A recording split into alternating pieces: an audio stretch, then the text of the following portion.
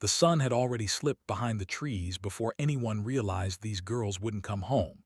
February's late afternoon chilled the air, long shadows stretching across the forest floor as the wind whispered through skeletal branches. Somewhere beyond the crest of the hill, two voices trailed off. The trail was silent now, save for the hum of distant traffic, or was it the faint echo of footsteps fading into dusk? A single phone vibrated in a pocket. The screen lit briefly. A Snapchat image blinked into view: Abby on the crumbling wooden planks of a bridge, her figure framed by winter woods, her friend Libby just behind her. The picture froze in time as though that moment already held the weight of what was to come. Moments later, the world would shift. Two girls vanished. A community would shudder. A clue, recorded in an instant, would become the haunting key to this mystery. Before we go deeper into this chilling case, I'd love to know, where are you watching from tonight? Drop your city or country in the comments. And as the details unfold, tell us.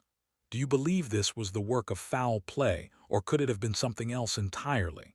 Also, if you're drawn to haunting mysteries like this one, please hit the like button and subscribe. It helps us keep these stories alive and bring you more cases that the world should never forget. It was February 13, 2017, a Monday, but for two teenage best friends, it was a rare day off from school.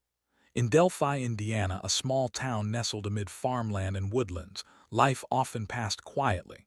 Winters were cold, skies overcast, with snow lingering on quiet country roads.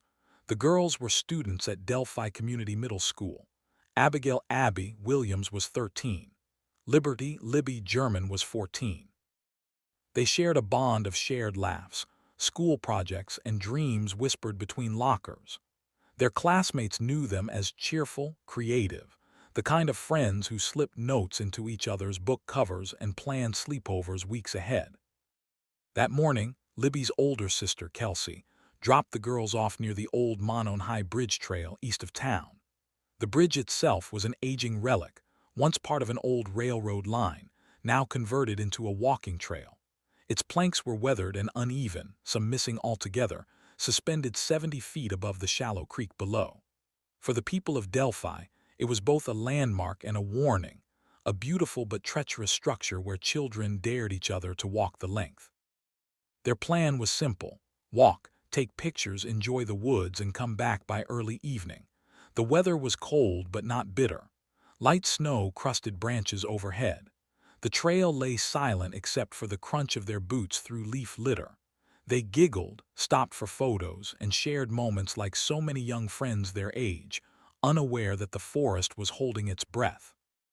At roughly 2:07 p.m., Libby lifted her phone and snapped a picture of Abby walking across the planks of the bridge. That image, shared on Snapchat, would be the last time anyone saw them alive. The photo was bright, still, perfectly ordinary, yet chillingly final. They continued their walk, intending to return later that afternoon. But when time passed and they did not show up at their meeting place, concern grew. Their phones went unanswered. Calls rang and went silent. By sunset, panic set in. Families gathered, retracing the girls' steps. Volunteers poured into the woods with flashlights and shouted their names into the darkness. Police officers, firefighters, and neighbors combed through the underbrush and frozen creek beds. The sound of boots and dogs replaced the stillness. That night, Delphi didn't sleep. The next morning, February 14, at around noon, searchers made a discovery on private property less than half a mile east of the bridge. There, near Deer Creek, lay the bodies of Abby and Libby. The scene was grim, and police released few details.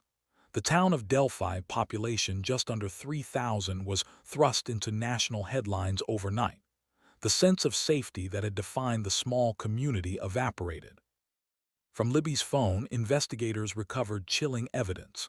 There was a grainy photo: a man clad in jeans, a dark jacket, and a hat walking near the trail. His posture was strange, shoulders hunched slightly forward, head down. The image was haunting in its anonymity, face obscured, expression unreadable. Investigators also found a short audio clip, a male voice, calm yet commanding. Down the hill, just 3 words: simple, controlled, ominous. That clip would echo through the years, replayed on news networks and podcasts, debated in forums, whispered through the town like a ghost of the crime itself. It was Libby's phone that captured it, and for that, investigators would later call her a hero. In her final minutes, she had the presence of mind to start recording, leaving behind a fragment of her killer's identity. The FBI and Indiana State Police descended on Delphi. The bridge and surrounding trails were sealed off. A task force was formed. Hundreds of tips began to flood in from across the country. Witnesses described seeing a man matching the photo near the trail that day between 1:30 and 3:30. He was said to be unshaven, wearing a blue jacket and brown pants, walking alone. Investigators released the image, the audio clip, and later, a composite sketch. The first sketch depicted a man in his 40s or 50s, heavier build, wearing a cap. But 2 years later, in a surprising twist, authorities unveiled new asterisk sketch. This time, a much younger-looking man, clean-shaven, with a narrow face and sharp features. The shift confused the public and reignited speculation. Were these two different people? Had the case changed direction entirely? Police remained cryptic, saying only that the second image represented the current direction of the investigation. Meanwhile, the investigation turned digital. Authorities discovered that in the months before the murders, someone had been using a fake social media profile, under the name Anthony Shots, to communicate with underage girls in Indiana and beyond. The profile used images of a handsome young male model, promising luxury, cars, and cash. It appeared on Snapchat and Instagram, luring victims through false affection and manipulation. Detectives traced this profile to a real man, Keegan Anthony Klein, a 30-year-old from Peru, Indiana, who admitted to creating it. Klein was arrested in 2020 on charges unrelated to the murders, possession, and exploitation of minors, but his connection to the fake account placed him in the periphery of Delphi's case. The Anthony Shots profile had allegedly communicated with Libby shortly before her death. Whether that connection was direct or coincidental remained uncertain. Investigators kept Klein in custody, questioning him for hours. He denied involvement in the murders but provided inconsistent timelines. To this day, the role of that digital persona remains one of the most haunting side plots of the entire case. Years passed. Delphi refused to forget. Each February, the community gathered for vigils, orange ribbons tied to lampposts and trees. "Today is the day," became their mantra, a phrase repeated by the families, the police, and the nation watching. Yet the trail grew colder. Forensic tests came and went. Thousands of interviews yielded little progress, until one small detail buried in the evidence logs resurfaced. In 2022, investigators returned to a local man they had once briefly interviewed, Richard Matthew Allen, a 50-year-old CVS clerk who lived quietly in Delphi with his wife. When police re-examined prior statements, inconsistencies appeared. Allen had admitted being on the Monon High Bridge Trail that day, claiming he was there between 1:30 and 3:30 p.m., the same window in which the girls vanished. His vehicle matched descriptions seen near the trailhead. And when detectives searched his home, they found firearms, including a Sig Sauer P226 handgun. A ballistics test revealed something remarkable. An unspent .40 caliber round found near the girls' bodies bore markings that matched Allen's handgun. In forensic terms, it was a near match, not absolute, but persuasive enough. Combined with his presence at the scene and vague explanations, investigators moved forward. In October 2022, Richard Allen was arrested and charged with 2 counts of murder. As the news broke, Delphi once again stood still. The quiet clerk from the local drugstore, the man who had once developed photos for families, was now accused of one of Indiana's most chilling crimes. During his interrogation, he allegedly made spontaneous statements suggesting guilt, though his defense would later contest their validity. The media swirled with theories. Could one man truly have evaded justice for years while living among the very people he terrorized? The trial unfolded slowly, complicated by leaked documents, procedural delays, and shifting defense strategies. Allen's lawyers argued that the evidence was circumstantial, that the bullet was misplaced, that witnesses misremembered timelines, that the case was built more on desperation than certainty. Yet prosecutors countered with digital data, location pings, and a haunting confession Allen allegedly made during a phone call from jail. "I did it." Those three words carried the weight of 7 years of grief. In November 2024, after a 6-week trial, the jury returned a verdict, guilty on all counts.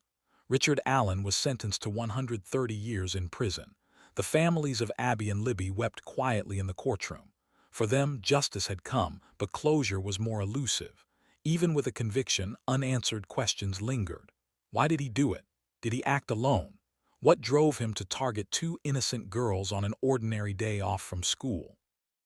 In Delphi, the bridge still stands. Its planks have been reinforced, its rails newly installed, yet locals say they rarely cross it anymore.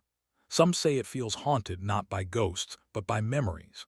Flowers and ribbons mark the trail where Abby and Libby once walked.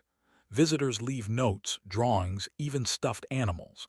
The community still speaks of them in present tense, as if refusing to let them fade into the same silence that once consumed them. The legacy of their courage endures.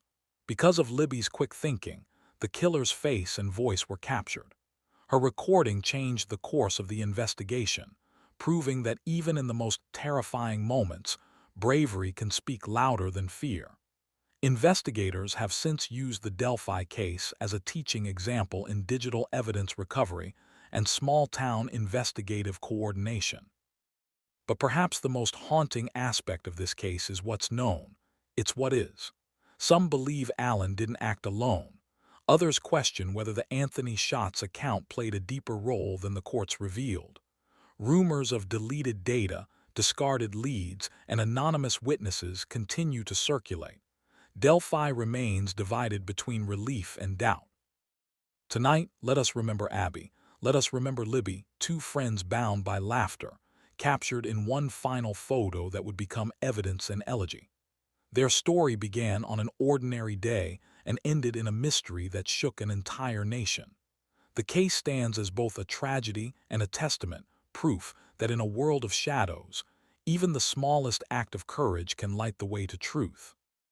Sometimes silence is the loudest evidence of all, and in this case, silence hid behind footsteps, behind screens, behind years of waiting. We can only ask what else was lost in the gaps. What other messages were left unsent? What truths were swallowed in the hush of that forest? Do you think this case will ever be solved, or has the truth been buried forever? Share your theories in the comments below. And if you want us to continue uncovering the world's darkest unsolved mysteries, hit the like button, subscribe, and turn on notifications so you don't miss the next story we bring to light.